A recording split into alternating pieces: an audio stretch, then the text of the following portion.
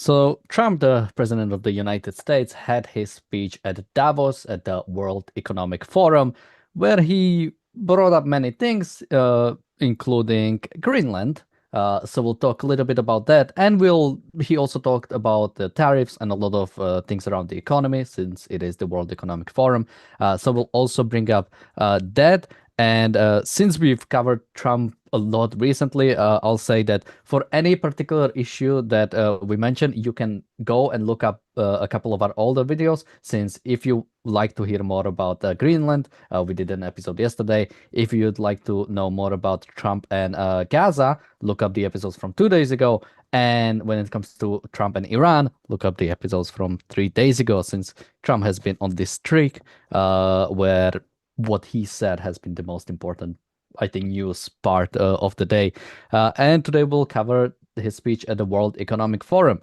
So just, I guess, quick background for the World Economic Forum. So it's this forum founded by Klaus Schwab, with the stated idea being some sort of talking about the economy with the goal of improving the world, basically, in the shortest way to say. I think the biggest controversy, or the biggest thing that got them recently in the news, was the Great Reset, which was the after COVID idea of how to restructure world economies in a better way, with the main concept being the idea of stakeholder capitalism. We won't talk about that today, but I think we did cover some of it in the past, so people can, again, look that up. Welcome to the bunch daily of business leaders, a bunch of political and business leaders getting together to fix the world. Welcome to the Daily Objective. Joining me today is James Valiant. And James, I mean, the biggest thing was, of course, well, let's actually take a look. I won't go for initial thoughts. Let's just take a look at what pretty much has been the sort of biggest surprise, or sort of the biggest thing where everybody's like, okay, maybe something's different. We never asked for anything, and we never got anything. We probably won't get anything unless I decide to use excessive strength and force, where we would be, frankly, unstoppable. But I won't do that. Okay? Now everyone's saying, oh, good. That's probably the biggest statement I made, because people thought I would use force. I don't have to use force. I don't want to use force. I won't use force. So, Mr. Trump, people thought you might use force because you said, I might use force. You said no, no option is off the table. He just Let's called. get it exactly right. He said we can do this the easy way or the hard way, which sounds like, some mafia boss. And then he actually commissioned a military joint task force on military options. And then when the press asked him about it and said, does that mean you're not taking force off the table? He said, I'm not taking anything off the table. So the fact of the matter is, he actually threatened force, and he's changing his opinion. He's making it sound like this isn't a change, and whether you trust him, because he's rather mercurial on these things, but the point is, he's the one who changed it. And for all those supporters of Trump out there who think he was playing some 4D chess game, notice he changed without any change in Denmark or Greenland's positions on this. So much for the 4D chess argument. He was actually, in effect, forced to change his position without any change in anyone else's position. So think about that. But at least he seems to have taken force off the table with Denmark, to my great relief, and anyone who, I think, this side of sanity's great relief. Yeah, and again, we don't know what this is. I mean, I cannot wait for another book, the room. I already called it, Marco Rubio can write A Room Where It Didn't Happen, a book, sort of like his own sort of inside the White House thing, similar to what John Bolton did. Because, yeah, what is really going on here? I mean, even like you said, people who say negotiating tactic, no negotiation was done. The fact is, even if you, which I don't think threatening war is a valid negotiation tactic, but let's say it is, what concession did Trump get? The fact is, just now, Just today, EU or European countries are canceling free trade deal with the US over these threats, despite the fact that technically Trump took away the threats. Or it could be that Trump took away the threats because of the cancellation of the deal. Notice he didn't take away the threat of the tariffs. So the EU response is perfectly valid. How can you trust him on a tariff deal if he's going to keep threatening tariffs? Perfectly reasonable position on the part of EU, but he didn't take away the threat of tariffs, which is still, in my view, a coercive threat. But he did take off for presumably military action, in Greenland or against the Kingdom of Denmark. And yeah, like you said, Denmark didn't back away in any way, and neither did EU countries. I mean, this goes like people always use that, like, Trump is a negotiator, but and I want to be fair, but I don't know a single example where Trump actually negotiated something.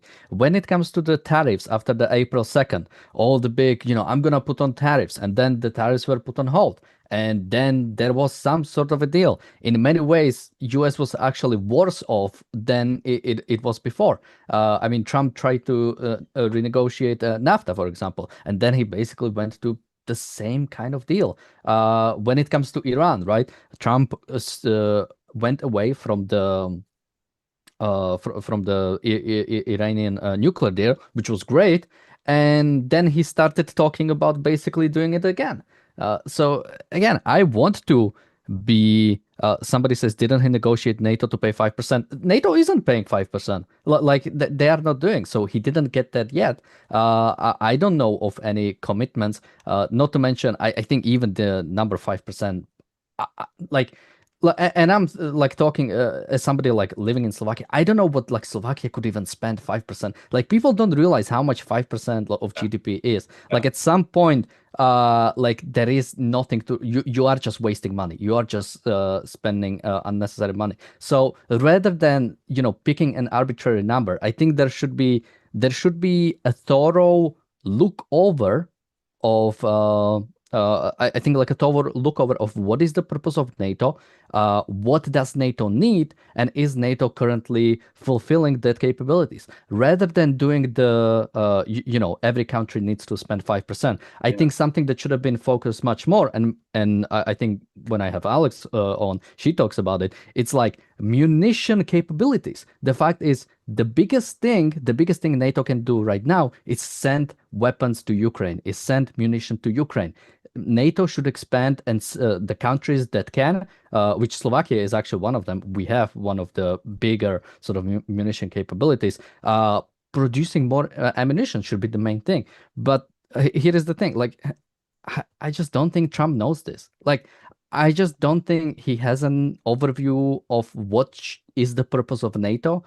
I don't think he has a philosophy, and in many cases, I don't think he seems to have any idea about what he wants to do. I mean, even when it comes to Greenland, like, and I would ask somebody who is even genuine supporter, what is the actual goal of Greenland? Is it the American takeover? Which, if it is, then we can talk about it. Is it a negotiated tactic over NATO, like how much they contribute? We can talk about that. But it keeps changing. Like it's one thing one day and the next thing the other. So I'm going to criticize based on what I can see is happening right now. But any goal Trump seems to give us, I don't think he accomplished any of it. No. He went there basically to boast, and most of his economic boasts were really absurd overstatements and misstatements, in my view. It was rather painful. I listened to most of it, but it was rather painful because, as is Trump's wont, he said absurd things about the US economy and tariffs in particular. But maybe the most offensive thing to me was the way he just outright praises dictators. President Xi of China is a great guy. He respects him. He's doing a wonderful. He was, in effect, cozying up to one of the worst dictators and perhaps the most dangerous dictator on the planet. And there is no dictator that he's not willing to negotiate with. Putin, North Korea, Kim, China, and even, like you say, Iran. Well, they want to talk to me. Okay, but dude, you drew a bright line in the sand about helping the Iranian people who are still being killed and arrested and disappeared in Iran. Now, you recall that he simply doesn't have the force there to back that up. So he's quickly getting a U.S. aircraft carrier group to the area. It could take a little while to get there. And remember, before the last attack on Iran, which was too limited in my view, he did a similar head fake. So maybe, and I have to say maybe, because he's a man who with no principles is impossible to predict. A pragmatist who goes by his emotions is impossible to predict. So I'm not, please do not carve this in stone, but it could be that he's engaged in a bit of a head fake as he gets some power there to do something. But I don't know, he's mercurial, he's unprincipled, he's emotional, he's ego fragile, as we noted in the letter to the Norwegian prime minister that he himself posted on social media. Don't give me this prize, now I'm less inclined to be pro-peace. Wow. When you're dealing with that, it's very hard to predict a man. His ego, his emotions will get in the way, and he's a pragmatist with no principles, and principles are really the only way to predict a human being. That's why what a politician says, a lot of people say, look at what he does, not what he says, in defense of him. But no, what are a politician's tools? Words. That's how he gets elected. That's how we measure whether he kept his promises. And that's the only way we have of predicting what he might do. If he doesn't articulate clear principles, and here, this is a philosophical issue. There is no moral compass. There is no political philosophy. There is no way to judge, measure, or predict a pragmatist, especially an emotionalist one who seems to have a fragile ego. Let's take a look at, we have a few more other clips, and well, first somebody asked a question: does one have a duty to be predictable? I think generally that's what we should want. I mean, that's what we want from politicians, right? We elect them once. There is not a continuous election. We hope that there are certain things the politicians stand for. We elect them on that platform, and we hope that they won't like flip over their position, right? If Trump adopted like Kamala Harris's policies after he became a president, that would be like deeply, I don't know what to even call it, like scary or like insane thing to happen, that like a politician, goes into office with certain ideas and then like completely flips over. I think that's to some extent a betrayal of the election, of the consent of the governed, in a sense. He broke his promise. Vote for me and I will do this. It's kind of like a contract, right? And when it comes to unpredictability, I think that's a narrow thing where a world leader can be unpredictable, and that is in the context of specific military operations.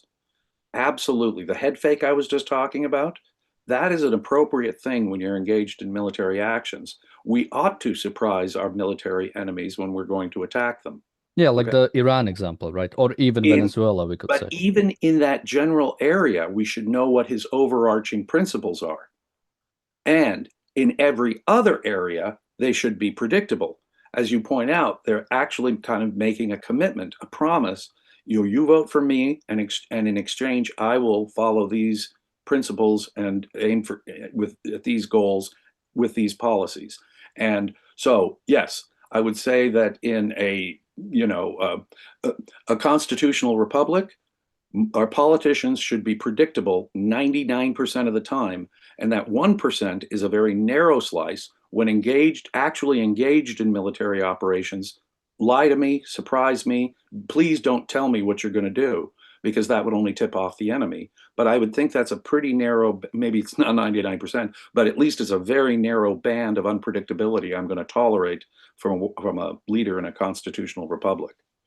Yeah, the unpredictability should be, maybe we'll invade Iran or Venezuela first, not maybe we invade Iran or maybe we invade Greenland. We'll see what happens. We'll see how it goes. Yeah. Let's take a look at, we have a bunch of other clips, so let's pull up, let's do this one. So we want a piece of ice for world protection. and they won't give it. We've never asked for anything else, and we could have kept that piece of land, and we didn't. So they have a choice. You can say yes, and we will be very appreciative, or you can say no, and we will remember. So, sorry, I guess this is more of an expansion of the first clip.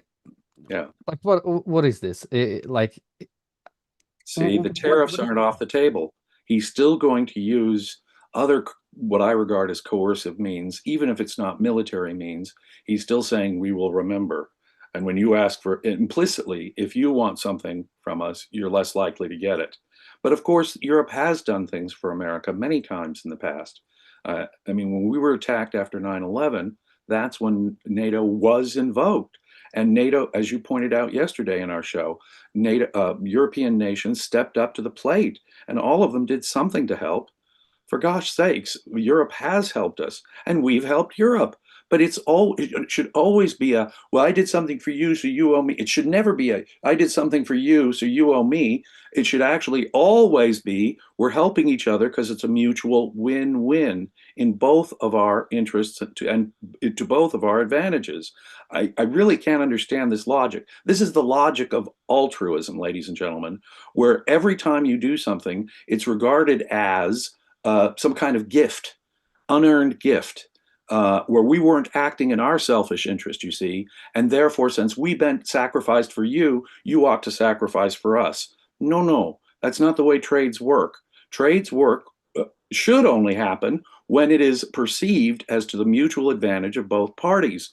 And I thought that the North Atlantic Treaty was such an arrangement. This is going to help North America's strategic interests, and it's going to help protect Europe. If it's not a win-win, why the hell is America ever doing it? Why the hell is any other nation doing it? So philosophically, it's all rotten, and it comes from the polluted perspective of an altruist morality. We have a super chat from Bonnie. Thank you so much. And somebody says, from empirical perspective, I can't say most politicians are predictable. I wouldn't say that's necessarily true. I mean, I would like to say there is a difference between, Trump promising something and failing at it. I think you could say like Biden promised the tuition free or even the cancellation of the student loans, right? It's not that he tried, right? Like despite the Constitution and the Supreme Court, he kept trying. So yeah, in that sense, we wouldn't say that Biden was unpredictable. He simply failed at what he promised. Probably it was a bad promise. I think if he had a proper understanding of the Constitution, it was an unfair promise. But like trying to contrast those two, I don't know if like Biden did something unpredictable that he supported Ukraine. He was initially kind of strong on Israel. All that wasn't a campaign promise, right? So we cannot really take that. But yeah, like I said, the student loans, he kind of went in the direction we knew. On COVID, he went in the direction like we knew. With Trump, I mean, again, like go a year back, was there ever a talk about like Venezuela?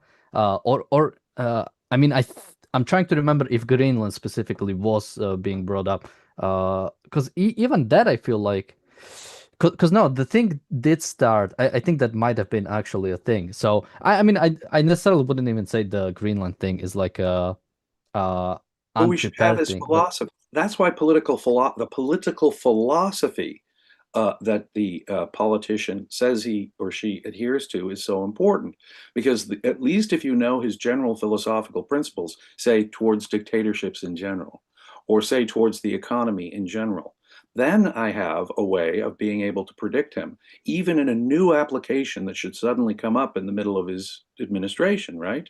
That's the importance of philosophical principles, political principles being principled in general, because I can't predict everything that's going to happen in the next 4 years when I vote for a US president. All I have is their principles to go by.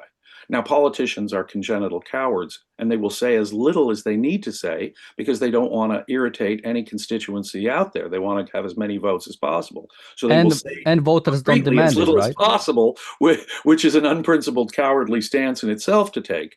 But Yeah, and also they the unfortunate fact that the voters don't demand actual principles, right? Like we right, don't demand principles right. from our politicians. What was the Trump's like line? I have concepts of a plan when it comes to his healthcare plan. Yeah, the fact is the unfortunate fact is, I mean, I recommend people like checking out like presidential debates even from like few decades ago and compare them to this ones, and it's not like the few decades ago that was like a great state of politics, right? But No. the amount of lack of demands from our politicians, the lack of expectations, right? The fact that we don't even really expect them to like not be corrupt at this point. Like, yeah, they'll probably sell out to somebody, they'll probably take bribes. Like that is What's wild, for example, take COVID. Trump is the one who financed the federal government, the COVID lockdowns. He's the one who kept Fauci in place. He is the one who gave us the vaccine through, and I, cut the red tape and let pharmaceutical companies develop stuff. Okay, but he develops this vaccine, and then fast forward later. Oh, these lockdowns were horrible. Oh, this vaccine shouldn't be forced. And so, how can you predict a politician like that? You really can't. It's going to be who spoke to him last, the mood he wakes up with that day. And no voter should have to rely on someone's character. And when it comes to Trump's character, I cannot rely on it. It's that simple. let's take I really want to go into this clip because we did talk about tariffs a little bit. Prove it. I said, I guarantee you. But I actually started with Emmanuel, who probably is in the room too. And I like him. I actually like him. Hard to believe, isn't it? And I said, Emmanuel, you're going to have to lift the price of that pill to $20, maybe $30. Think of that. That means it's a doubling of prescription drugs. Might be a tripling, might be a quadrupling. It's not easy. No, Donald, I will not do that. I said, yes, you will, 100%. He said, no. You're asking me to double. I said, Emmanuel, you've been taking advantage of the United States for 30 years with prescription drugs. You really should do it, and you will do it. I have no doubt. In fact, I am 100% sure you're going to. No, I will not do it. Because in all fairness to him, he has to double or triple. Because the world being a bigger place than the United States, it's not that you meet in the middle. You just have to go up some, and we come down a lot. They go up a little, we come down a lot. So we're at $130, they're at 10. So they may have to go to 20 or 30. No more than that. I said, Emmanuel, you're going to be doubling or tripling? No. I said, here's the story, Emmanuel. The answer is you're going to do it, you're going to do it fast. And if you don't, I'm putting a 25% tariff on everything that you sell into the United States and a 100% tariff on your wines and champagnes. And that's about 10 times more than what I'm requesting. And you're going to do it. I don't want to go public with it, but you may make me do that. No, Donald, I will do it. I will do it. It took me, on average, 3 minutes a country, saying the same thing. You will do it. They all said, no, I will not do it. You're asking me to double the cost of prescription. I said, that's right, because you've been screwing us. Yeah, so I wanted to bring that up because, again, I mean, unfortunately, the government is involved, especially in healthcare, but economy in broadly. But Trump is not going away from it, right? Trump is pushing more for it, right? I have the control over the drug prices in America. Macron has the control over the drug prices in France. So I want this to happen. Otherwise, this will happen. It's one socialist talking to another socialist about socialized medicine and pharmaceuticals. And the way Trump talks about it is the language of a bully. Yeah, America is perhaps the largest consumer of French wine and champagne. So he's going to use that to pressure on this, when it's really all a government corrupted healthcare situation anyway between the two. So yeah, he sounds like a bully, right? Because what is socialism but being a bully? But he's at least, there's funny, in a sense, he takes the mask off to see the bully nature of socialism as such. But boy, his language is just always threatening and bullying. And look, we can cut off the U.S. Consumer from your wine, and that makes a big deal of a difference to the French wine business. But what does wine have to do with pharmaceuticals? The two ought not to have anything to do with each other. But there, you see, all the Americans do have a taste for French wine and champagne. But why are you using that threat, which you shouldn't be threatening the American consumer, because that's who pays for your tariffs, Mr. Trump. And so American consumers won't have the option of at least cheaper French wine if you. So he's using the American consumer as the pawn in his game to get pharmaceutical prices down. Let's assume even that the other countries have been taking advantage of the fact that America is the one that does the investing and all the economic risk in developing pharmaceuticals, and you've been kind of free riding. That, if you have that as your point, the point you're not going, it's like pointing a gun at your own consumer's head. We're going to make French wine more expensive for American consumers. Now that will help hurt the French economy too. But what it is a one threat versus another. And now you see the mask falls, and it's a matter of threats. And he's using American consumers as part of the threatening process. Socialism is force. Socialism is bullying. And tariffs, trade restrictions are bullying. But interestingly, they're bullying your own consumer, Mr. Trump. It is absolute madness. It's force versus force, threats versus threats. And Trump is sounding like the bully he is, but then again, all of these economic coercive threats are bullying. It's force, it's threats. Somebody says when pharmaceutical prices come down, everyone gains. It depends how. And one thing, they wouldn't go down. He is asking them to increase them, right? Because a bunch of European countries do put limits on prices, which again we should criticize. We don't want a more like a government intervention when it comes to anything, and that's and like James said, this is like socialism. Like prices have value. They offer you a signal. If a drug is expensive in America, that is a signal that something is going on. And with every drug, it's something different, right? I know there are, especially when you have some like rare diseases, but like the drug we have right now have been developed from like 60 years ago because it simply doesn't have investment. But you don't solve it by like limiting the price of the drug, because that means no research would go in that direction ever. When it comes to the problems in American drug industry, more free enterprise is needed, not more regulation, no more like people, especially I assume people who watch us, they would probably reject rent caps. They would probably reject, Richard Nixon's like price controls that he tried to do at some point. But when it comes to pharmaceuticals, suddenly we are socialist. Suddenly we want, suddenly we don't think a market are rationals, that markets will be able to solve this. Suddenly government needs to take over. Ayn Rand saw the moral dimension of price controls. She wrote an article called Moratorium on Brains in response, referring to her own regulation in her fictional story, An Atlas Shrugged, her masterful novel. And she saw the moral dimensions of it. But just crack open an economics book, people. Economics 101. You put a price cap on something, the supply of that will dry up. We had price controls, for example, on petroleum in the 1970s, and we had shortages. We had gas lines at petroleum stations. Cars would line up around the block because those price controls, those price caps, reduced the supply of the thing. If you want more pharmaceuticals, then what you do is you remove all price regulations. Price caps will almost inevitably create shortages of the very thing you're regulating.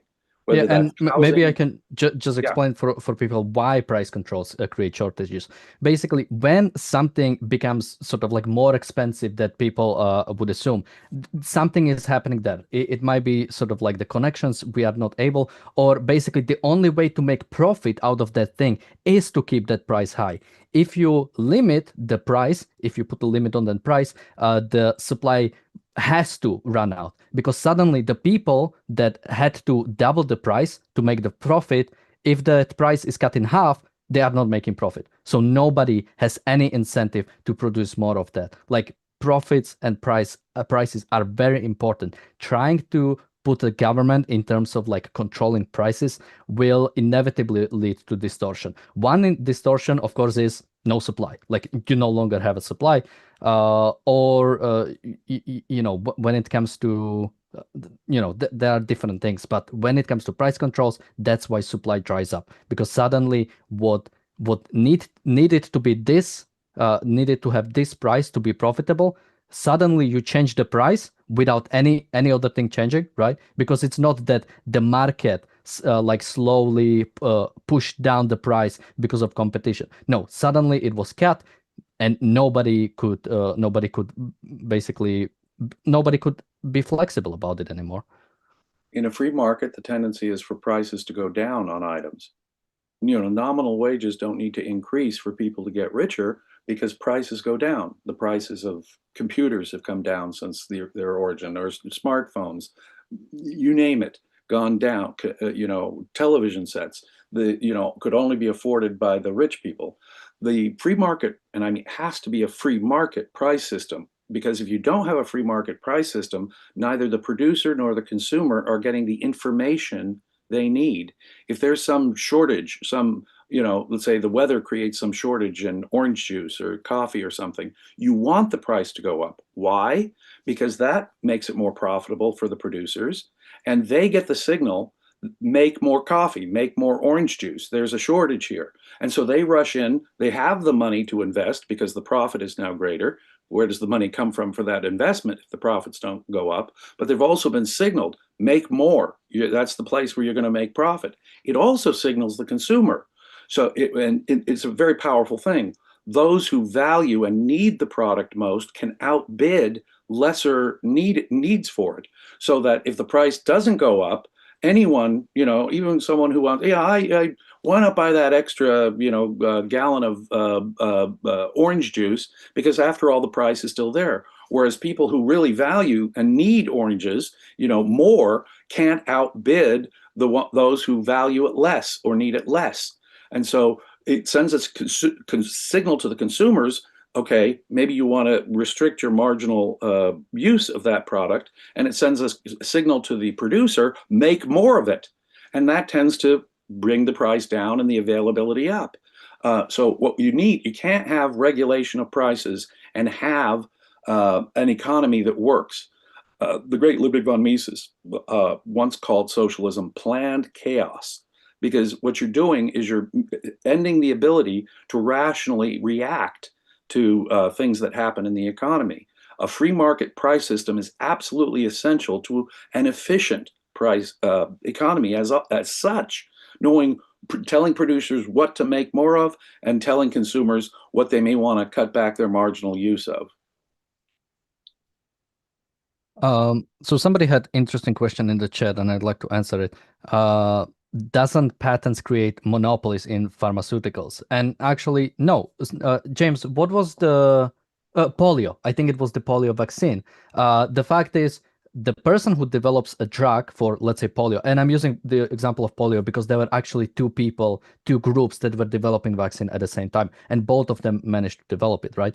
If I manage to cure polio, if I manage to develop a vaccine for polio, I don't have a monopoly over the curing of polio. Anybody else can come up with a different drug. Anybody else can come up with a different cure, with the inoculation, different kind of way of dealing with it, right? But I have intellectual property over my creation. The fact is that when it comes to property, especially when it comes to technological advancements, they are the creation of your mind. They are a very specific thing that needs to be that I think the government needs to recognize the intellectual aspects of it.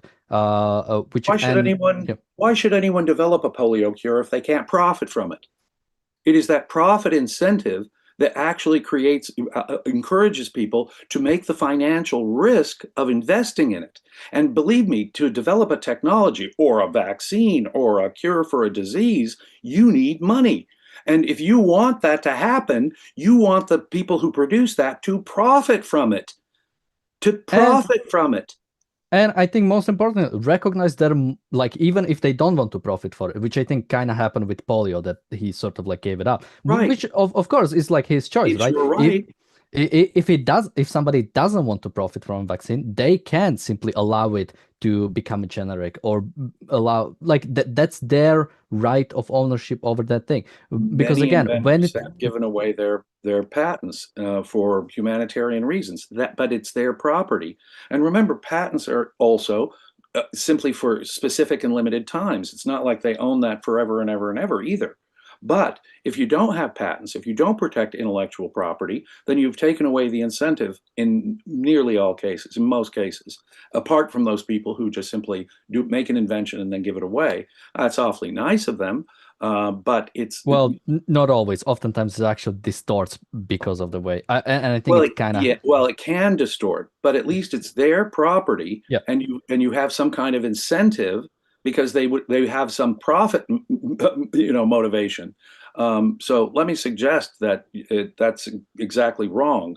Patents actually encourage innovation, encourage technological and medical developments that otherwise would never have come into existence in most cases. Yeah, and I think people who deny the sort of intellectual property rights or patent rights do not really understand the human nature, or the way human mind sort of gets what it really means. Because the fact is, when it comes to polio vaccine, the sort of the property isn't that you, once you have the knowledge, you know how to convert, let's say, I think with polio, it was like a dead polio, and then convert it into like inoculation. The main part of it is the research of finding out how to make that recipe, right? When it comes to a book that somebody publishes, the production isn't, somebody manages to get a copier and like copies the book a bunch of times and then sells it, right? It's the writing of the actual original source. There And should be a way for the creator to say, I'm not going to sell this unless you in effect agree to give me the exclusive right. And there really is no other way for them to contractually do that except through the government enforcing property rights. It's that simple, people. And just lastly, somebody says, then you're controlling the markets to protect the producer. I mean, in the same way, I'm controlling the housing market. No. In the same way, I'm controlling the housing market by not seizing James's like house. Like, right. No, that's his property. That's exactly. He worked for it, or he bought it, or he has a title over it, or deed, or he developed it, right? The government simply recognizes the fact of reality, the fact that James is the one owning it. And in the same way, the government simply recognizes the fact that this company or this person right. or this organization developed this vaccine. And exactly. Yeah. My physical property right to land, say, is an exclusion of everybody else. Does that mean at the expense of everybody else they can't use my property? Well, I guess you could look at it that way, but that's not the way property rights work. I mean, my gosh, if I can't have a private property right, then the similar chain reaction will happen. Who's going to develop property? If anybody can come on and destroy what I've built there or build whatever they want there, that is no way for property to be developed. But you're right, what it comes down to is a moral issue too. Who owns it? Who actually has a right to it? The creator, and the creator should have a way to say, no, this is the condition on which I'm creating this and putting it out in the market. It's madness if you think otherwise, right? And okay, one more line which I think is interesting. Somebody says, why not make patent forever? Why only 20 years? And this is an interesting thing, because even property rights are not forever. The fact is that if, let's say, James, owns his house, but let's say he abandoned it, he didn't Right. use it, he didn't live in it, he let it completely fall apart, he let it grow. No, he at some point he would lose the property right of that. Either somebody else develops it, and James doesn't challenge it, which I think this is a thing in common law, right? That It the is. fact is, yeah. So It's called, the technical term for it is adverse possession. Yeah. If someone starts using my property, right, and I just ignore that use of it, after a while, I've lost that aspect of my property right. If I abandon property after a certain period of time and someone is obviously starting to use it, they gain that property right. This is an old principle of Anglo-American law, and it's called adverse possession. Look it up. Somebody says that's because you are voluntarily giving it up. Well, he's not, right? He abandoned it. He didn't choose to develop it. But also, I think very important thing when it comes to rights is they are human invention and human technology. The fact is, rights are not natural. You cannot find them in nature. You cannot simply know the truth of them. We have to discover them and the best way they work. And this is, I think, doubly true when it comes to patents and intellectual property. Discover and Rights cannot be understood, recognized, or enforced outside of a legal system. These kind of arguments are the arguments of an anarchist, you see. For most of human history, rights were not respected and understood. Now, is human nature such that humans thrive when you have a legal system of predictable property rights? Yes, of course, that is a fact. But the point is, as you point out, it's a human discovery and a human tool, just like the law is. The law is a human tool, a human discovery. Outside of a legal framework, they make no sense. On a desert island, the concept of rights, you were alone on a desert island, the concept of rights would be simply inapplicable. They only occur in a social context and only in the context of a legal system. So, yeah. And so when it comes to patents being 20 years, is that the right amount of time? Maybe that's a question for legal scholars. That's we have Madam Adam Mosov here every once in a while. He is a lawyer that specializes Professor in Mossoff may be the world's leading authority in intellectual property rights. and I talked to him how he deals with it, and he is in touch with the government or the legislatures about what exactly, because it's not straightforward. Like, is 20 years the right amount? Maybe it should be less, maybe it should be more. And does something even merit getting patent protection? There have to be legal standards. What is a technological innovation that's worth giving the exclusive right to for a certain period of time? That is a technical philosophy of law question, absolutely, and cannot exist outside of a legal framework any more than, say, the time it takes to gain physical property rights through adverse possession. And so, I mean, when it comes to, especially when it comes to copyright rights, to me, they seem like a little bit excessive, but I haven't, because I think it's like for the life of the author and then a couple decades more, which like 50 years plus the life of the creator, which like long. seems Right. a bit long, but I'm not an expert in this area and I haven't looked at it. So I don't think this is like a commandment that patents shall be 20 years. Right. But there should be patents. There should be a recognition. I think I got the numbers wrong there, but in any event, you see the point. The general point is still true. The government has to find the most rational time frames, and that is something that is not obvious, certainly not obvious, and certainly not built into nature by itself. Somebody asked, how does this relate to Greenland? Came in late. Yes, we went a little bit off tangent, so let's try to bring it back. I'm sorry. Well, I think I put it there. So thank you, Jonathan, for your super chat. He says, James, great explanation of rights. And I mean, I think it's important to talk about something like this and to show people that our ideas of what we stand for are based on a certain philosophy with a certain view of the world. And the fact is, that's oftentimes the biggest problem with Trump, that if he was predictable, if I knew what could happen, right? If I knew what we are specifically doing. Then we can talk about it. But that's what oftentimes happens is, he first says, I mean, what is like the thing when it comes to Trump? It's like he talks about invading Venezuela and people defend it. No, this is just 4D chess. He'll never invade Venezuela. Then when it happens, it's like, well, yeah, of course he was. Like, this is a great thing. And, I cannot fight with this, like, constantly moving idea of what exactly it stands for. And I would just ask, okay, Greenland, is it a negotiation tactic, or is America actually going to take over Greenland? Which is it? And if it is a negotiation tactic, what is the goal? And did Trump achieve that goal? So I would ask people like, okay, Trump's tariffs, right? Was the goal achieved? Because, well, one, I don't even really know what was the goal. And two, whatever it was, I don't think any supposed goal was achieved when it comes to tariffs. So this would always be my question, right? Like, we should talk about the actual results. What has resulted from, yesterday we had one year of Trump. What has resulted after 1 year of Trump that was desirable? Getting back to his speech, one of the most egregious things about his speech was the way he touted the power of tariffs. Now, how is that really encouraging free trade around the world when you say, well, tariffs are this multi-use tool, this Swiss Army knife that can solve any problem in the world, because he uses it coercively, whether to get Greenland or anything else. Look, you're not going to get a good result at the point of a gun. And that's in effect what a tariff is.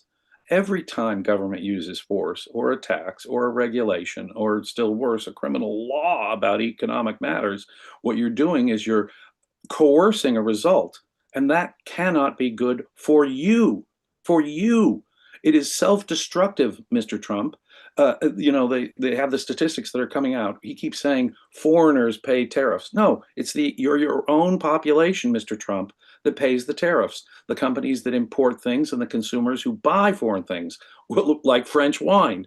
Jonathan was talking about that the other day on American media, putting tariffs on French champagne, for example. So you're putting a gun to the American consumer's head, in effect, in order to coerce someone else to react because it's going to hurt them too, in some way. Wow, is that really the way to do business? It is not. That makes no economic sense, and it really makes no moral sense. Somebody says that our argument was utilitarian, and we don't have philosophical argument against socialism except that it doesn't work. Well, the fact that it doesn't work, I think, is part of the moral argument. But also, I think I started it specifically that patents, the main purpose of patents are the recognition over man's mind. But I'm not going to paraphrase it. Let me read you the actual words from, let's say, a morality expert much better than I am. What the patent and copyright laws acknowledge is the paramount role of mental effort in the production of material values. These laws protect the mind's contribution in its purest form. The origination of an idea. The subject of patents and copyrights is intellectual property. You can read more about this in Capitalism, the Unknown Ideal, specifically patents and copyrights. Patents and copyrights. When we say we're recognizing a right, we're making a moral assertion. And there is people are used to, because of religious ethics and so forth, and utilitarianism and altruism, which it really is, are used to the moral and the practical being at odds with each other. But there is no conflict between the moral and the practical. When I make practical arguments and say, we're going to be better off because of this, right? That's intimately connected to the moral argument. But the moral argument is creators have a right to their own creation. Just as we would say anyone else has a property right. It's a moral thing. I have a right to my physical labor. I have a right to my mental labor. It is a moral issue. And if we don't recognize that moral issue, we're going to get into all kinds of practical problems. I reject utilitarianism. There is no way you can make the utilitarian calculation. The greatest good for the greatest number, the greatest happiness or pleasure. That's the way it was originally formulated. The greatest pleasure or happiness for the greatest number. No supercomputer in the world can perform that calculation. So it's altruism plus collectivism. You see, I reject both. So utilitarianism had nothing to do with my argument when you talk about strictly utilitarianism. What I'm saying is creators have a right to their own creation, whether it's physical labor or mental labor. And that has enormously practical consequences, both for the creator and for all of his potential consumers.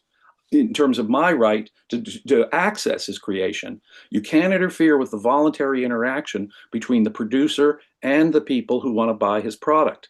So there is no difference between the moral and the practical, and I reject utilitarianism completely. And I see more people in the chat asking about it. If people are genuinely interested, I think the best way would be to actually read Ayn Rand rather than us on the live stream like trying to go question by question explain. You'll get much more coherent and much more organized way of explaining the philosophy in Ayn Rand's books. If we are talking about capitalism, the unknown ideal, if you want, on the morality itself, virtue of selfishness. If you'd like the broadest or sort of full work, then Objectivism, the Philosophy of Ayn Rand by Dr. Leonard Peikoff, which summarizes the whole of Ayn Rand's philosophy of objectivism and shows all of its major components and how they all integrate. I could not recommend those 3 books more highly.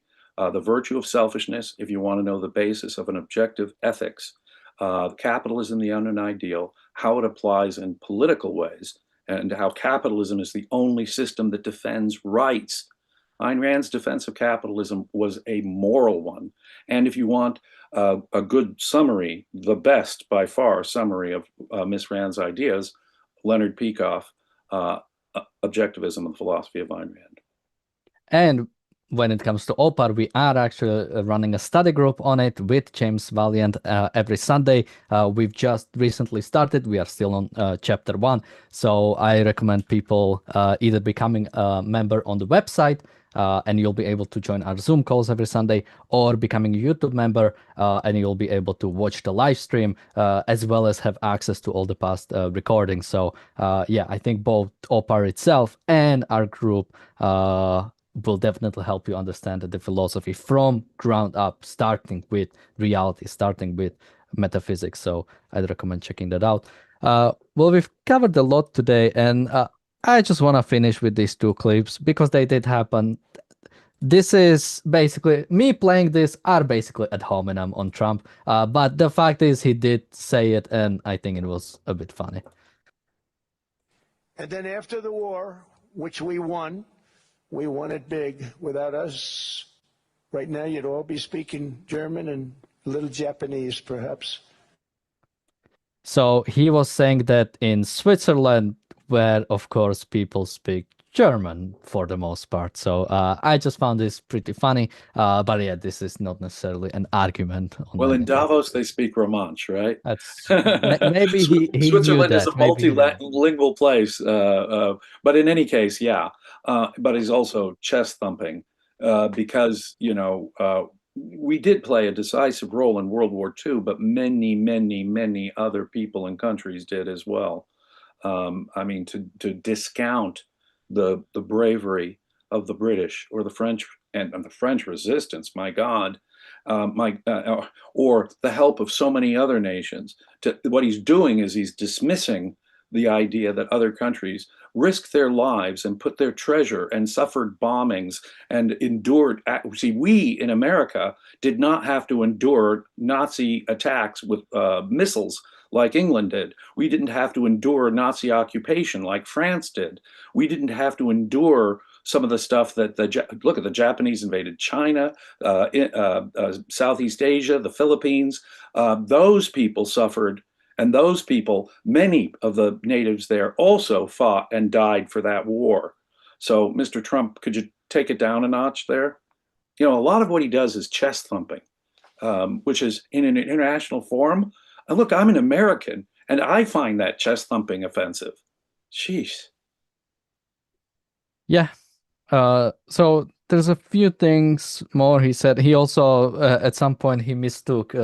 He was talking about Iceland when he meant to be talking about Greenland.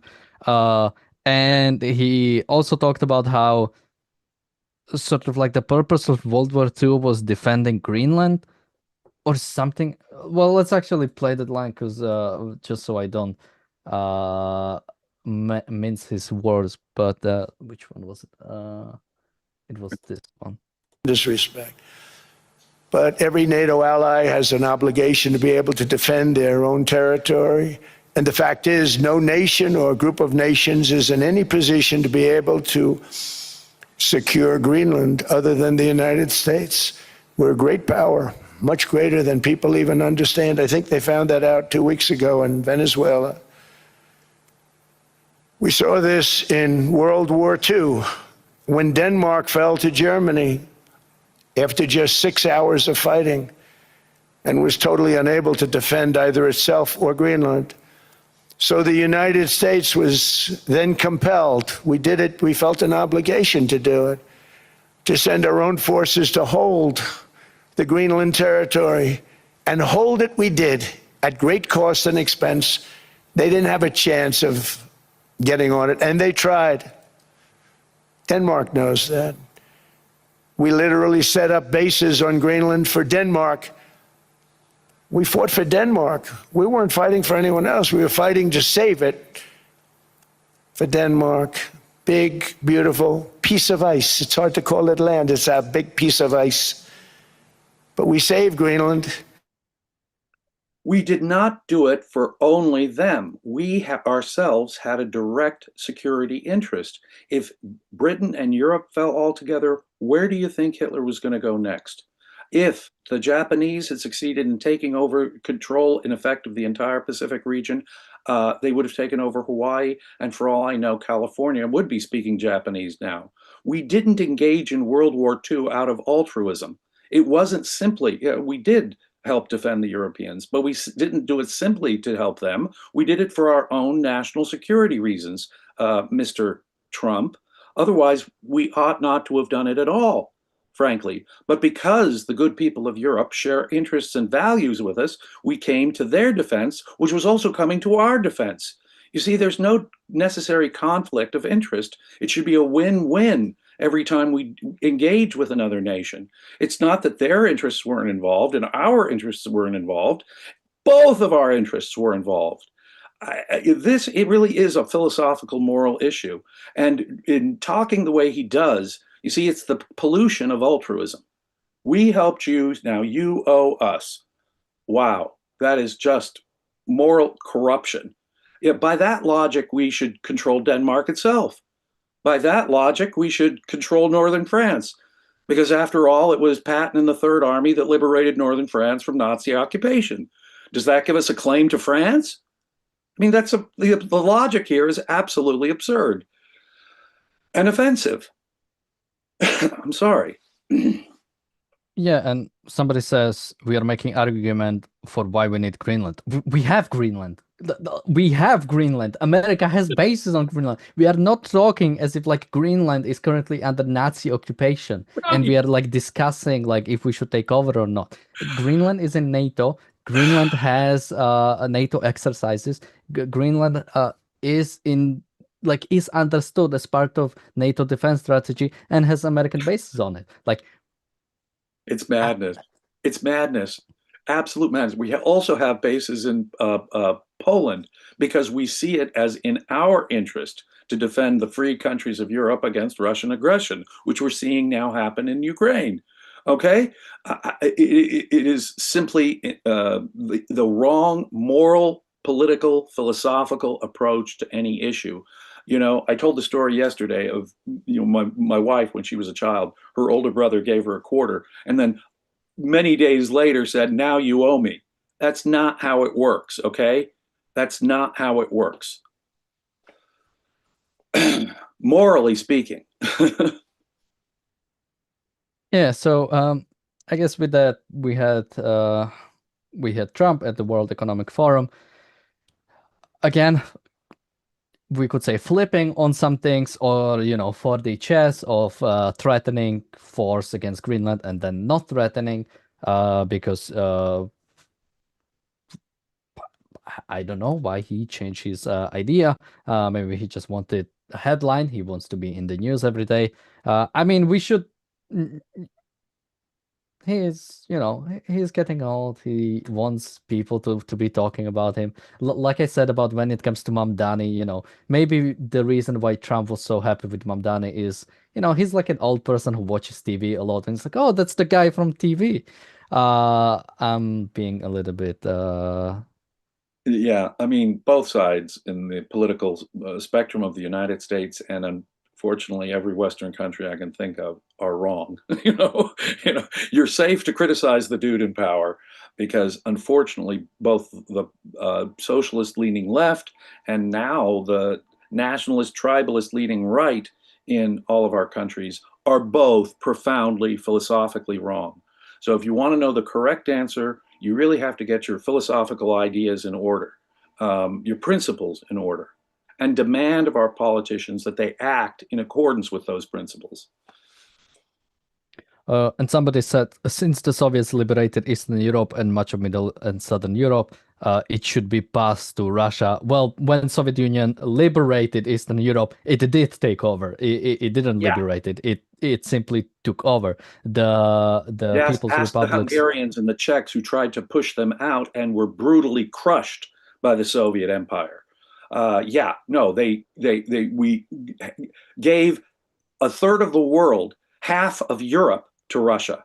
Talk about a monumental mistake at the end of we should never have allied ourselves for that very reason with Stalin. We should have used all the supplies we sent to Russia to fight Hitler and used it ourselves to fight Hitler. That was Ayn Rand's position. It might have taken longer to defeat them, but at least we wouldn't have surrendered a third of the world to the Soviet monster empire, which we had to look. We created a nuclear arms race, the consequences of which we are still living under the shadow of. Well, with that, James, any other last thoughts, and where can people find you? You can find me here at the Ayn Rand Center UK. And as you mentioned earlier, I do things for members only. It's not a high price, but if you're a paid member, you have access to all kinds of things, not just my stuff. We're doing the Atlas Shrugged Book Club and other things. So here, and I'm also active at Facebook almost every day answering questions. James Stevens Valiant. So hit me up over there. And you can find me on my YouTube channel, Damned Dan. I might be actually doing a live stream today, so people should check that out. You'll be able to find James's stuff and my stuff in the description. With that, thank you, James, for joining me today. Thank you, everybody, for watching, and bye-bye. Be safe.